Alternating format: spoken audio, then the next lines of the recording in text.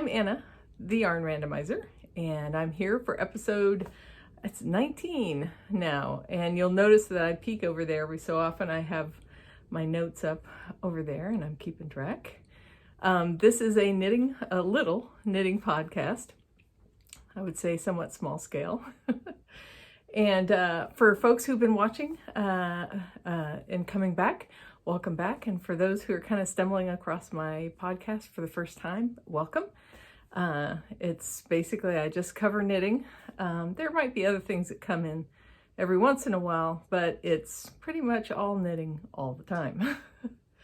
And you'll find me on Instagram and Ravelry. On Instagram, I'm original.annasender.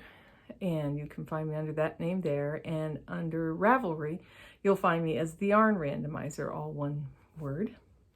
And I always like to mention, also down below, you can find all this information down there, as well as there's an email address and the Yarn Randomizer at gmail and .com. And also I have a P.O. box, just in case, so that I can mail things out with return addresses easily and stuff.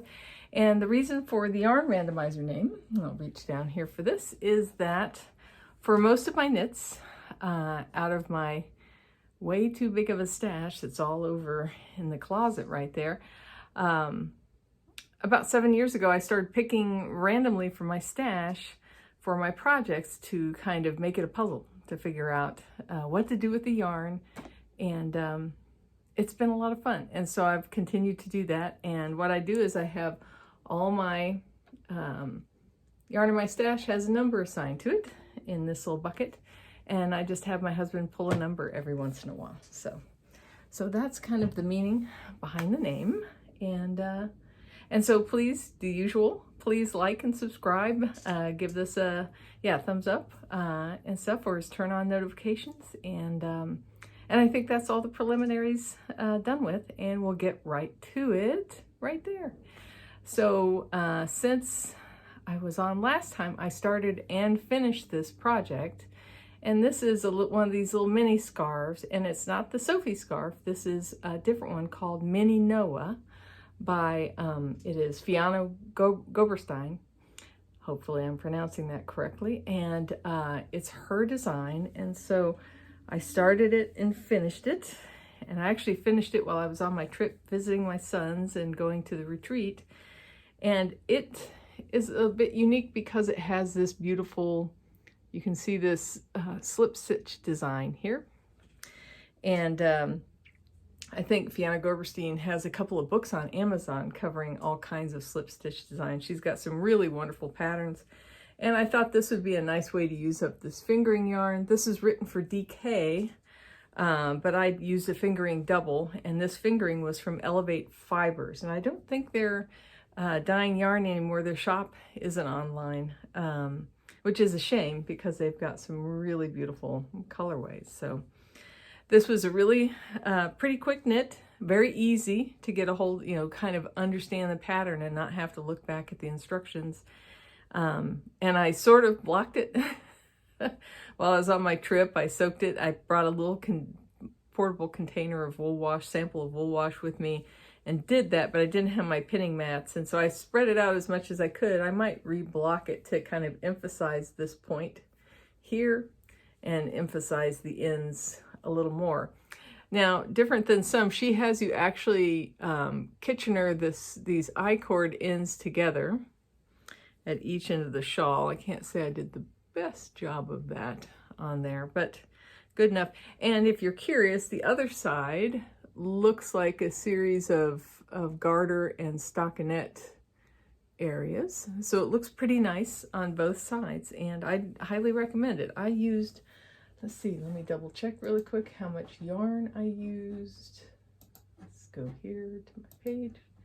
And it was less, obviously, shouldn't say that, but it was less than the full skein. So I used about 102 grams. So I used a little bit more than a skein of,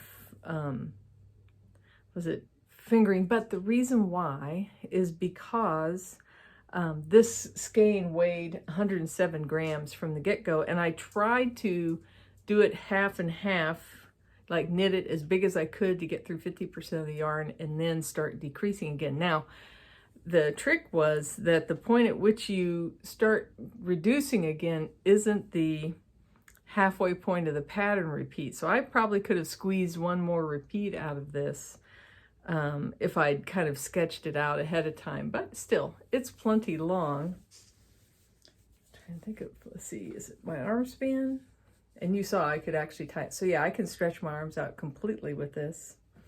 So yeah, so it came out pretty nice. So yeah, I'd say for use something that, yeah, 408 yards, you could easily get most fingering weight yarns will have that for you on this skein. So yeah, but yeah, really happy with that. And I'm not gonna wear it right now because it's kind of warm outside today. And I'll set this aside, but highly recommend it. Again, all this information will be linked down below. Now, what to go to next? So that was one finished object that I happen to be wearing. And then I have another finished object that I'm not going to put on, but I did want to show you. Now, folks who have watched earlier episodes will have heard me talk about the fact that I watch a type of motorcycle racing called Supercross. And I have a favorite rider, Joe Shimoda, and I talked about making him a hat. And I bought some yarn last year in his team colors, but between last year and this year, he changed teams. So now he's on the Honda team. So I actually had a yarn in my stash that was red and white called Candy Cane. This is from the Fiber Seed, they're sprout worsted. And I decided to make my favorite hat, the 1859 hat. And you see that it's got this lower section that goes around the head, around the ears. So this comes down and covers your ears really well. And this is actually 2 layers of garter fabric here. You actually knit that as one piece with slip stitches in the middle. And when you finish, you fold it in half and pick up the stitches through both layers that you've done in garter stitch to knit the top of the hat. Now, I always like the way these Fiber Seed kind of half and half colored yarns do some really funky stuff on the top part. They look really cool on the bottom, and then they do some wild stuff on the top. So my plan is, oh, and let me at least tell you how much this used. And it's relatively consistent for me. I've made this hat, oh goodness, how many, like this may be the 13th one of these hats I've made. And this one took 185 yards of worsted weight yarn. So yeah, this is probably my favorite. And I knit it in 2 days, the way, which is usually how quickly I can accomplish this pattern. So my plan is I'm going to send this to my stepson and his wife. They're going to actually go see the races in person, and hopefully they'll be able to maybe hand this to this racer that I like to see if he would like to have the hat. So we'll find out what happens. Now, speaking of the 1898 hat, as I was visiting my sons, I had made an 1898 hat a long time ago for my oldest son that when I visited about it a little over a year ago, he showed it to me, and this thing, he said, "Hey Mom, my hat's a little frayed at the back. Could you maybe take a look at it?" I said, "Yeah, I can probably fix that." Well, he brought this hat out to me and I just ended up knitting him a new one because here's that hat. And so here it is. You can see it's the same hat. And you can see that most of one whole side of it is just torn, just totally torn to shred. I'm guessing he had a collar or something that was just repeatedly rubbing against this edge. But whew, is that thing wiped out or what? And so as soon as I saw it, I knew I wasn't going to be fixing it. But still, again, it shows you this really cool kind of patterning you can have with this. The Fiber Seed, they're sprout worsted this in these kind of half and half kind of colorways. Just turns out so neat. But I'll have to figure out, I don't think I'm going to reclaim this yarn, but maybe I can use it for padding, pulling, who knows, I'll figure it out. I'll wash it and use it for something perhaps, but maybe stuffing a emotional support chicken. We'll see. So that's that. Now, so I finished the hat. So those are my only finished objects this time. I was traveling, but additionally, I was knitting a lot on on a larger knit, and we'll get to that here shortly.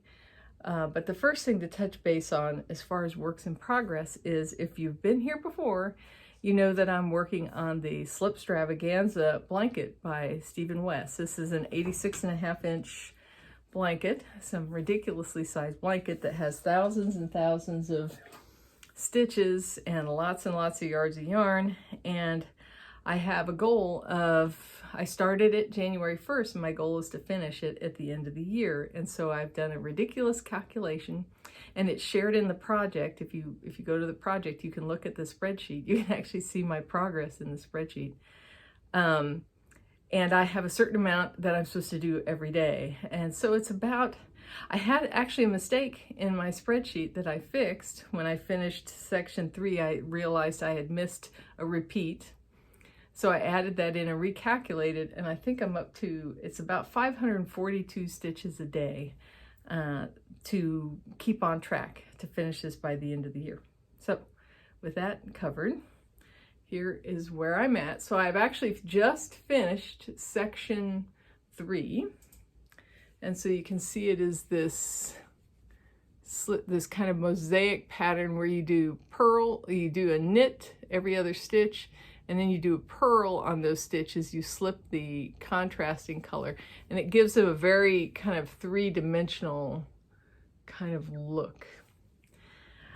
I noticed when I measured my yarn usage on this that I used more of my contrast color than Stephen West did. And actually, before I pull this around much more, I'm going to take out my little stitch stoppers here so I don't slide this off the needles, because it's getting a bit crowded.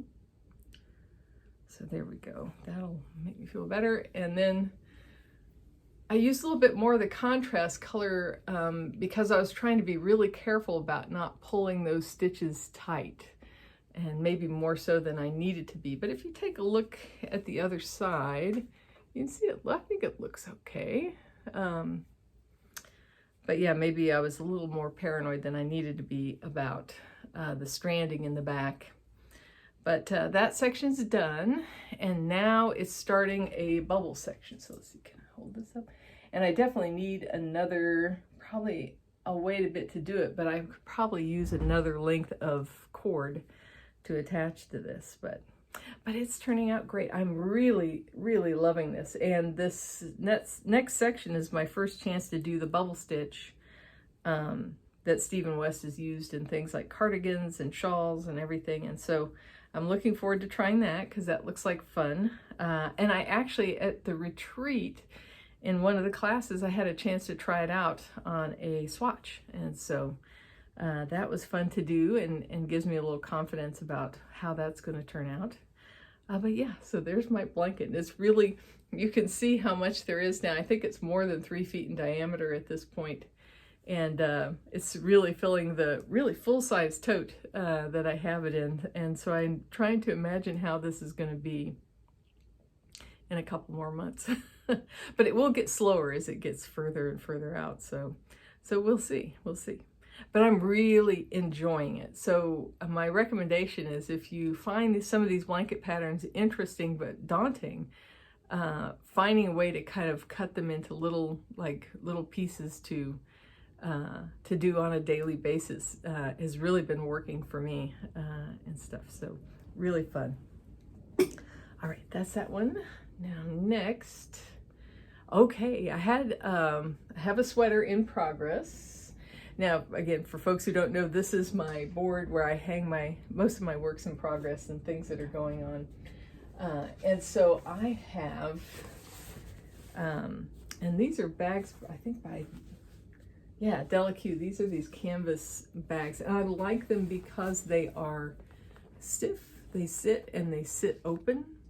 And so I really like that. So I've got it. You'll see the 2 projects I'm working on now are in these types of bags. Now, so I've made really good progress on my Ravello, And it's been kind of interesting to see what the rate of my yarn usage is. But let me hold this up for you. Oh my goodness, let's see. Let's see, maybe if I peek around the edge here. So you can see I've got all my stripes. And that. And I'm down to the solid part on the bottom in this grapevine. So the stripes on top are Mandy's making. It's a share pair set she had called Silly Monsters, and the bottom part is a Lorna's Laces, and so you can again get a good look at that. It's Lorna's Laces Shepherd Sock in Grapevine, which I thought went really well with the purple here in the Silly Monsters colorway, the variegated part of that colorway. And so I'm closing in on 70% done. And the interesting thing is my goal with this sweater was to use, so I had 3 sets, 3 100 skein, 3 100 gram balls of fingering yarn that I wanted to use in the sweater. I wanted to do kind of the striping pattern. You'll notice there's more stripes here than called for in the pattern, and that this starts a little later on my sweater than it does in the pattern as well. And so my goal was to try to use the three skeins of yarn evenly. And so I did a spreadsheet, yes, another spreadsheet, and I did a calculation. I was doing the extra large size and calculating it out to evenly divide the number of stitches in the pattern over the 3 colors of yarn. And so that's what I'm doing. Now it looks like I'm going to have at least, I think, between 20 and 30 grams of this left over, which means the same should happen for these 2 colors as well. So I'll actually have gotten this sweater out in the extra large size without using the entirety of those 3 skeins, which kind of surprised me. I kind of expected it to be, excuse me, kind of a closer process, but I'm really liking it. Isabella Kramer's, her patterns are really detailed and I think very straightforward to follow, and produce garments that are very wearable and very comfortable. And I'm really looking forward to getting this bottom part done, kind of trying it on, and then getting the sleeves heading for Sleeve Island. And so yeah, and there'll be a collar, and I'm probably going to put more of a collar than what's called for in the pattern, but we'll figure that out, particularly if I have extra yarn left over. So that's where that one's at. It's and I would say this is the only sweater I'm working on, but that's not true. As somebody at the oh my goodness, someone I met at the retreat watched a couple of my first podcasts and was asking about the motorcycle sweater, and I was like, it's kind of like it's still sitting there. So I've really got to make a plan to get that done. It would be really nice to give it to him to my husband for his birthday. So I have this crazy motorcycle sweater. Maybe I'll stick in a picture over here. And it's just not been the most enjoyable thing to knit. But I think if I buckle down and get the intarsia sections done with, the rest of it will just fly off the needles. It's bulky, and I should just buckle down and get it done. But I know what I'll do is I'll make a spreadsheet for that. I'll kind of portion it out, but I'll figure it out and probably come up with a solution the next time I record an episode. All right, so that's that sweater. And the other thing that I'm working on, oh yes, it's back here, is I started, so that Ravello sweater was a Yarn Randomizer project from last year that I'm still working on. Fingering weight sweaters do not fly off the needles for the most part. And so that one's taken me some time to do. And then I'm trying to think. It's interesting. The next thing in the queue is another fingering weight sweater. And so I'm I'll talk about this more later, trying to figure out what to start on next, because the Yarn Randomizer choices have been interesting this year. As you'll see later, a lot of sweater quantities have been been coming up in the stash, and so again, I've got to get a move on getting some of these sweaters finished, but the fingering weight sweaters don't go fast. But I do have at least one worsted weight sweater. Again, I'm getting ahead of myself. We'll get to it. Okay. Next thing on my list is I'm making another sweater for my little dog, Odo. And I'll stick a picture of him in here with his little brown sweater on that I've made for him. He's got a couple of sweaters, but this was another one that I'm going to make. And so this is a sport weight project, and it's kind of hard to tell what's going on here, but I'm using some yarn from Whirligig Yarns. And again, this is a yarn dyer. I'm not sure if they're dyeing anymore, but this is their sport weight yarn in the colorway called Happy, which it does look very happy. And this dog sweater, different from other ones, is knit from the bottom up. So I knit the part that'll go over his back first. Actually, what I knitted first was 2 little sleeves on their own, which was hilarious. And then knitted the back, did some increases there. As you can see, it kind of gets bigger and joins in the round eventually. Yeah, joined in the round back here. And then came up to this point, and I'm about 4 rows after joining the sleeves into the body here. And so the next thing that has to happen is I have to knit the chest and then the neck. And we'll see how much that uses up. But it was an interesting knitting the little sleeves ahead of time and then integrating them into the chest. The sweater proper was a little... I wouldn't say a little fiddly, it was real fiddly. And it's interesting because I'm going to have some Kitchener I have to do at the armholes there, which I'll do after the sweater's finished. And it looks small because it's a knit 2 purl 2 rib, but it's bigger than it seems.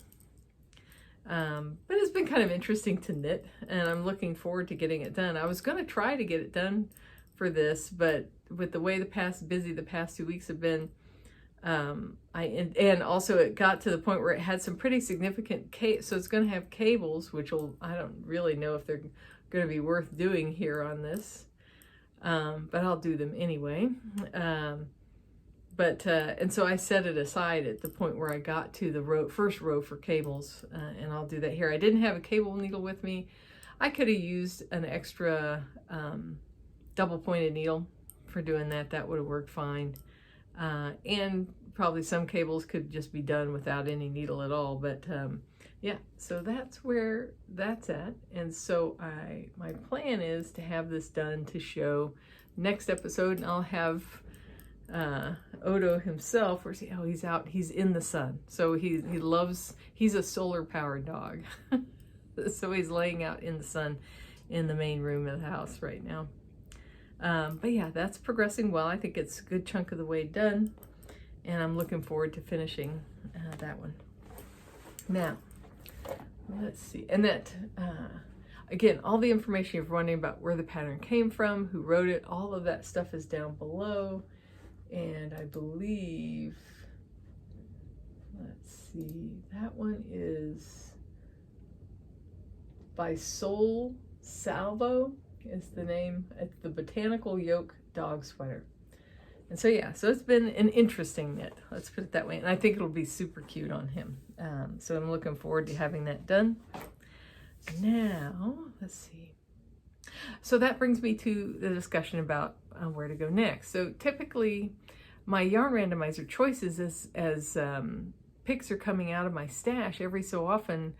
You know, a skein of sock yarn, a solo skein of sock yarn will come up because I have plenty of those in there and everything. But the picks have been kind of odd this year, and I've gotten a lot of sweater quantities picked, and so that limits my kind of possibilities for what I can work on. And I definitely want to make the most of these sweater quantities of yarn. So I thought about starting the next fingering weight sweater, but that thought was a little bit daunting to have 2 fingering weight sweaters on the needles at the same time.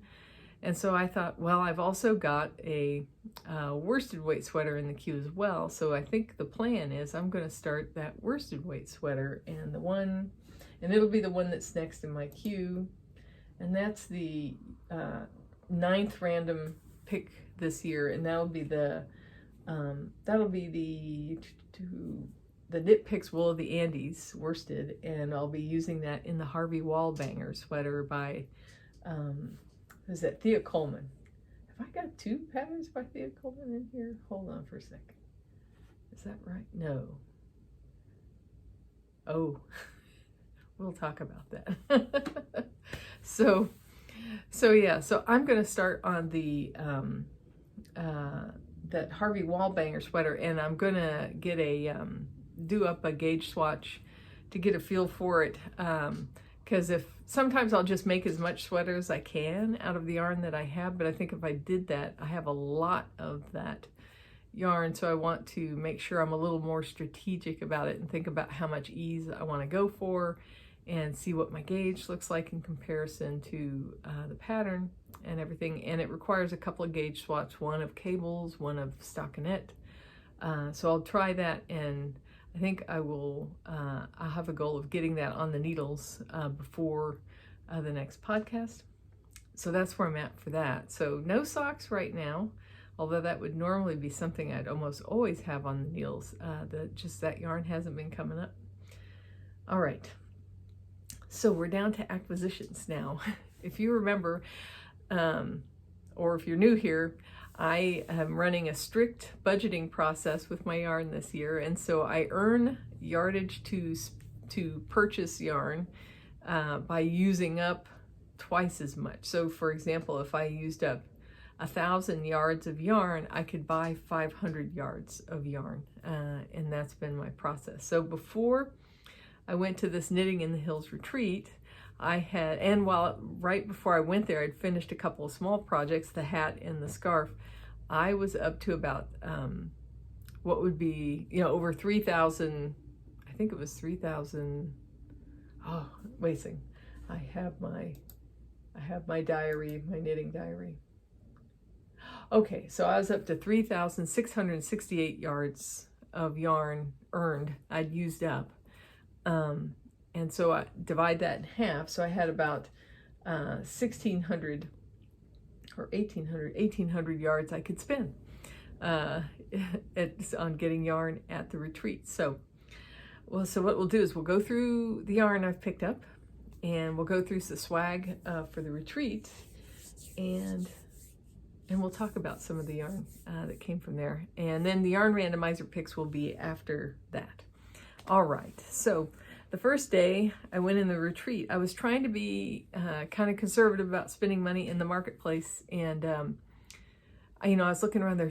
It was an amazing marketplace with yarn from Moondrake and La Bien-Aimée and Mayak and many more. Just a lot, I think they had some 3 Irish girls there. Just lots of beautiful stuff at the retreat. And I thought, I'll look around and I'll think about what I want to get. And that all went out the window when I encountered the display of yarns from Plies and Hellhounds Yarn. And they had some, what I felt like were just spectacular colorways.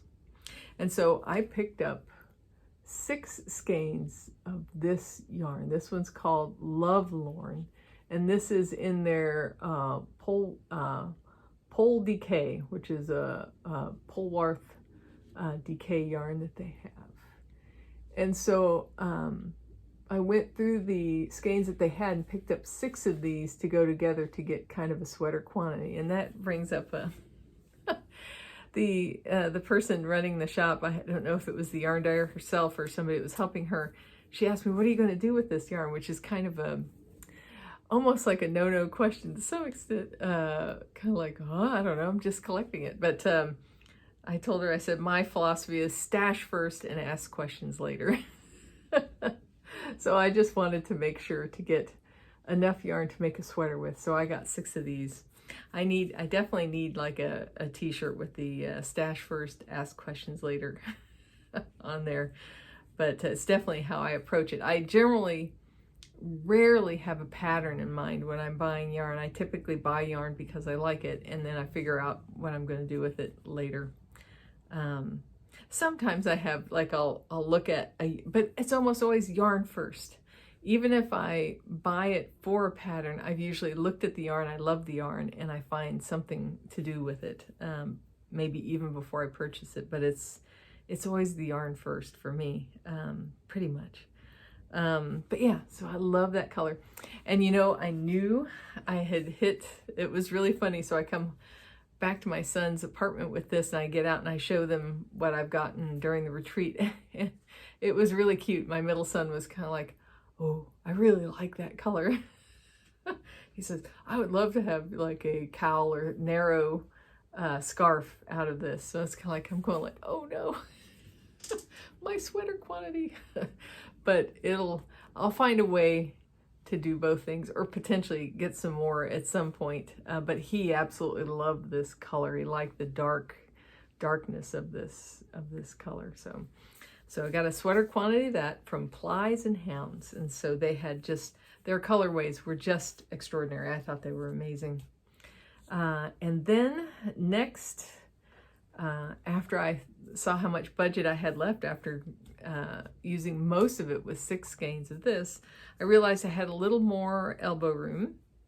And the next day I went back and I looked around, and I would really want it. You know, I've heard a lot about Fuafua from Moondrake Yarns, and I'm curious about sport weight fuzzy yarns and how they can be used. And so I found this skein of Fuafua, this colorway, and I don't know how well you can see it, but it's just a really intense purple. And this is 70% brushed cashmere and 30% superwash merino. Wow. And this I'll figure it out, but this might go into a balaclava or something with another yarn. I don't know, but right now it's just nice enough to, oh, it's so nice. And the beautiful, just an extraordinary color. It just looks great. So I got that, and I still had a little more room for a little more yarn. And I have not tried Mayak before. I had not tried this Moondrake Fuafua, and I wanted to try that. And I also wanted to try some Mayak yarn. So I got this really beautiful, let's see, what do they have? The color is called Dakini. And this is their, I think it's a light fingering. Yes, light fingering. And it's 50% baby yak and 50% silk. And again, this has just an amazing feel to it. And I'll hold that up there. And just an amazing, beautiful color. And so I was looking at maybe some fingerless mitts or something like that. So we'll see what I can squeeze out of it and everything. But very beautiful. So those were what I picked up with the yardage I had. Now, I have a rule, and this might seem like cheating, but this is my knitting, my rules, and my stash. And one of my rules is, and I've followed this for a while, is if I buy a yarn for carrying along with another yarn, it doesn't count against my budget because it's just being paired up with an existing yarn in my stash. And the thing I thought about was, I wonder if there's some yarn in my stash I could find something to pair with that would let me do more with that yarn than what it can do right now. Because that's the thing I really like about pairing mohair or alpaca or this Fuafua was cashmere, was that it lets you do more, say with 1,000 yards of yarn, than you might otherwise be able to do. So I looked around and actually, and I meant to get this out, but I will put a picture of it up here. I have 2 skeins of Manos del Uruguay Alegria fingering, and personally I call the color Ghostbusters, and I can't remember if that's what it's called. Let's see, we'll take a look at that real quick. Stash. And I used to call this yarn Algeria, by the way. I was always misreading it. Oh, it is Ghostbusters. Okay. The color is Ghostbusters, and you can see it's this light color with speckles of green, orange, and some purple in there. And I thought, oh, if I pair that with a fuzzy yarn, I could squeeze out another ranunculus maybe, or a similar sweater, and do a lot more than what I might be able to do with just the straight up 2 skeins of fingering. So I went for my last dip into the marketplace and picked up, you might want some sunglasses here, this creamsicle colorway of the Fua Fua fingering weight version of the yarn. And I got enough of these to go with those 2 skeins of the the Allegria fingering. So I just think it is gorgeous, just beautiful. It's such a neat color. Creamsicle's a perfect description of this color, and again, it feels amazing, and I'm really looking forward to trying this out.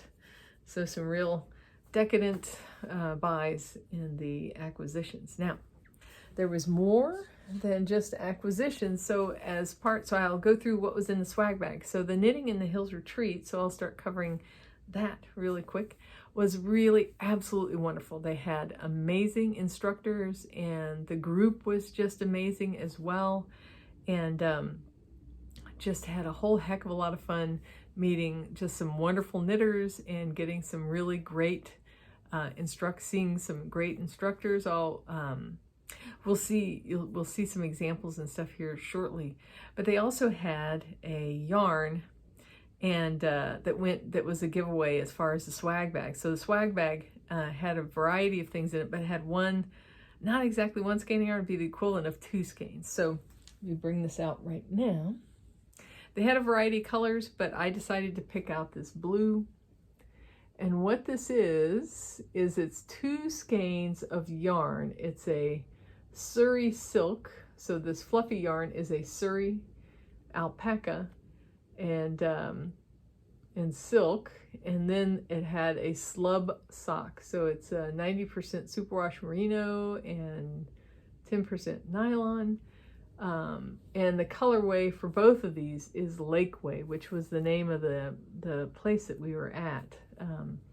And so, yeah, it's really wild looking. Now, this looks beautiful, but I'll say it's not quite my style.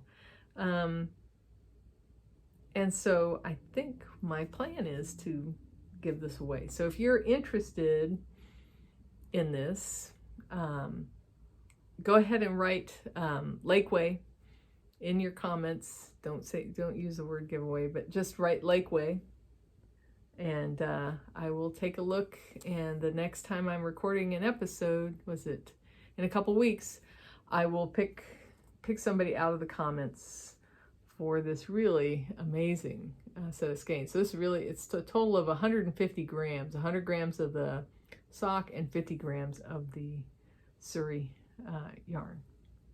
So yeah, so that was part of the swag bag, which I thought was a great addition. And I thought this was the most beautiful of the colors that were available. So there's that. So comment on that if you are interested, and that'll go out in a couple weeks. And then let's see. So that was the only yarn, but then there was plenty of other really nice stuff. So I'm going to try to drag this stuff over here. Let's see. Okay, I'll do one thing at a time. There was a La Bien Amie leather clutch, and this was really beautiful. And she talked at one of the dinners about using this clutch and how she uses this clutch. So it's a simple leather clutch. You can use it for a purse, and it's got a few accessories in it. And so it's got a little band that pins together. You can use to hold like a set of needles together, or that kind of like a work in progress to, clip around your needles. It's got a little pouch, and she said that she uses this little pouch for notions, to put notions in and everything.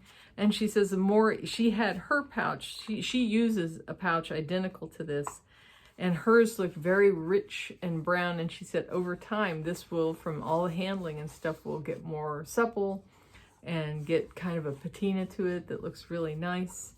And then there was also a of this kind of flat piece of leather with these elastic things here. And again, you can put things like needles and you know, variety of different needle sizes, whatever you want to use it for. And it's just really nice. And this is from, here's the company name, and they have a contact information. I hope that's readable on the back. If not, again, it'll still be down below whether it was readable there or not. But that was beautiful. That was just a really beautiful, that clutch. And it has the Hill Country Weavers logo on there, as well as La Bien-Aimée. And then there was a really nice notebook, and you can probably see it's got embossed on the front, the Hill Country Weavers, Knitting in the Hills Retreat, it says there. And it's just, it's one of these notebooks with these really nice elastic band that can hold it down. And, you know, again, plain notebook and everything. I may just send this along with the yarn because I'm not likely to use it. I'm definitely as a software person and a computer science person, I'm more of a, I put it up there. I don't use these types of books very much, but I thought it was really, really beautiful. Let's see if we can get that. Yeah, there we go. So there's that.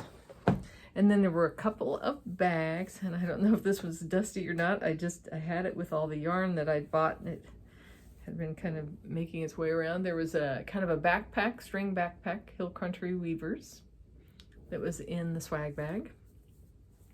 And then, now there's some patterns to go through that came free with the retreat in the swag bag as well, but this is the big, just a huge tote that came as part of the swag for the retreat. And look at that embroidery on there, and even the little detail on the sides, and just really neat. Again, there were a few colors of this, and I picked this one out. I kind of like the gray. I figure the way I'm pretty abusive with tote bags, and so I thought this might weather things a little bit better. It's got one of those magnetic closures in the top, and it's got an inside pocket, and it's just lovely. And so yeah, that was part of what came out of the retreat as well. Ooh, that was my elbow. And so those were the items like that. And then there were 4 patterns as well. And I'll have these linked down below. And there's more stuff, I'm sorry. Let's see, they also gave a little Hill Country Weavers, one of these, I broke open the front of this bag.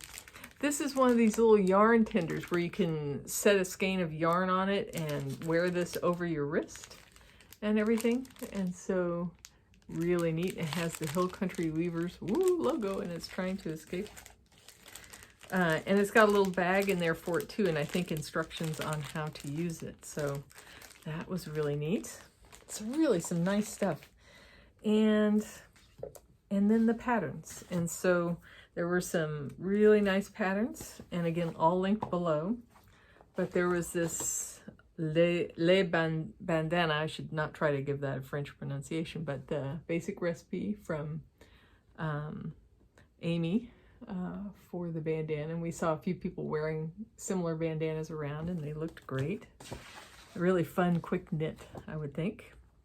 And then from Olga, and I'm not going to say her last name right, Buraya-Kefelian. Ooh, I don't know if I'm saying that right. This really beautiful shawl pattern, and we learned in her class kind of how to work these types of stitches, because it's not the type of color work you might expect. There's some really interesting slip stitches and stuff like that going on to produce this effect. Really worth looking at some of her patterns. And then this Lindsey Fowler cowl pattern, this is meant to go, so when whoever gets this yarn here from the retreat, I'll send this cowl pattern along as well, because this is meant to be used with the yarn. Now you can use it for whatever you want, but I figure I should send this along just in case you're interested in doing the cowl. I'll try to just zoom in on the picture there as well. And then, so one of the things about the retreat was the, and I am going to draw a blank here. Hold on for just a moment before I embarrass myself. So this was the first time I went to the Knitting in the Hills.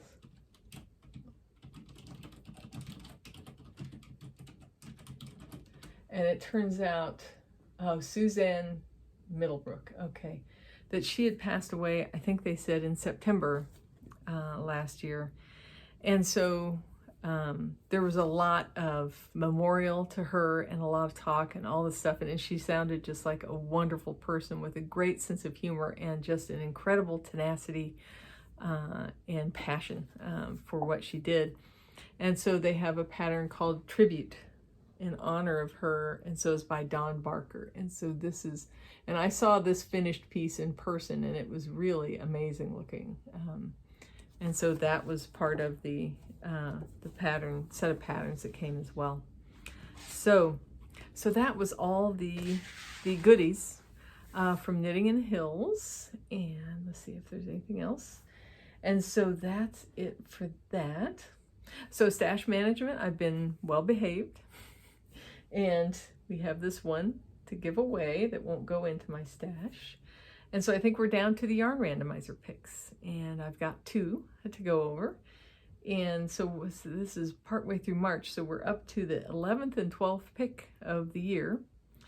And again, another sweater quantity is in here. But first, for something completely different, the first pick, Yarn Randomizer pick number 11 for the year, is a Cascades Yarns 220 fingering. And this yarn always reminds me of Shetland wool because it's very loose ply and it's a 100% wool. I don't believe there's any nylon in there. And so this is not sock yarn. And so I've actually made a few things with this. I used the original skein in part of a shawl. I used it in a little Christmas ornament, and I made it last year. This yarn came up as well. It's really persistent. It came up as well in the randomizer picks, and I used it to make a pair of wristlets that I gave to a friend of mine to give to one of her daughters and stuff. So it's back. It's back again, and the question is what to do with it. And I looked around because, you know, bottom line, I can decide I don't want to do anything with this. I'm going to give it away. Usually I have folks I give it away, or I do donations to Goodwill as well. But, you know, it's just this partial skein. And it is kind of nice to knit with. So I did find something. So as I was searching around, I finally settled on the idea of maybe I could do like a little washcloth with this because it could probably be really nicely scrubby. With this, it's a more rustic wool, and so I thought I will maybe look around for a washcloth. And I looked around and I found the coolest thing. So I found the pie cloth washcloth, and the idea is this little round washcloth will prepare you for if you're thinking about doing the pie shawl from Elizabeth Zimmerman. And so it's a little $1 pattern, which I will get, and I'll knit just a little. I'll see how big I can make it, but it basically make a little circular washcloth with this. And I think that'll be really fun because there'll be some lace work. I haven't had a chance to do lace work for a while, and I thought this would be a blast. And so I'm really excited about it now. This is the thing I love about doing these random picks is you just kind of, you never know what you're going to stumble across as you're trying to noodle about what to do with some yarn. And so this will be a little lace washcloth, and we'll see. I might start this before next time, but we'll see. But just $1 for the pattern. So that's all linked below and you can take a look at it yourself, but it looks super cool. And that person has multiple little $1 patterns for washcloths. Kind of worth checking out. And I actually should give her some credit here and say her name. Let's see, let's look at my queue. And let's see the yarn, and I have it linked here, and it is by Nightly Knitter, is the person who has this pattern on Ravelry. So this will be fun. And so this will be my substitute for having sock knitting, but it won't be very vanilla, that's for sure. So there's that. And then the next pick that came up was my, I had some a sweater's quantity of fiber seed sprout worsted that got picked out of the stash. And so this colorway, if you can see it, is called One Foggy Christmas Eve. And so it's a gray background with little speckles of red and yellow and green. And I kind of looked around at different patterns. I thought maybe I could knit a totally plain sweater, you know, just a regular raglan or something like this, because I have 1,500 yards. I have 1,500 yards of this yarn in my stash. The neat thing about the fiber seed is their worsted comes in 136 gram skeins, and so I have 250 yards on each skein, so I have 1,500 yards to work with. And so I looked around at some plain sweaters and a few other things. I wasn't entirely sure. I feel like with the level of speckling that's on here that it wouldn't be too distracting for a pattern sweater, but we'll see. I'll have to do some swatches to check that. But the pattern I've settled on that I found was this one called Broken Oath by Thea Coleman. So now she's in my queue 2 times. And so that's what I plan to make with this. And I'll put some pictures up. I think it's just an amazing looking sweater, and I think it will work up beautifully in this yarn. And so I'm really looking for it. I'm totally excited about all these sweaters that are in my queue, but I got to get after it and get some of these done. But yeah, I'm really excited about this. This should be a lot of fun to do. So that is the Yarn Randomizer picks, 11 and 12. That was the 12th one just now. And that's basically it. I wanted to kind of get this in. Oh, we are approaching an hour. I didn't really mean it to go this long, but I did want to get this recorded. I was running a little late. And so hopefully you've been having a couple of good weeks in between this episode and the last episode. The weather is looking better here in Ohio. And I'm really looking forward to spring, even though I love sweater weather. But I certainly hope you're enjoying your knits, and I'll see you next time.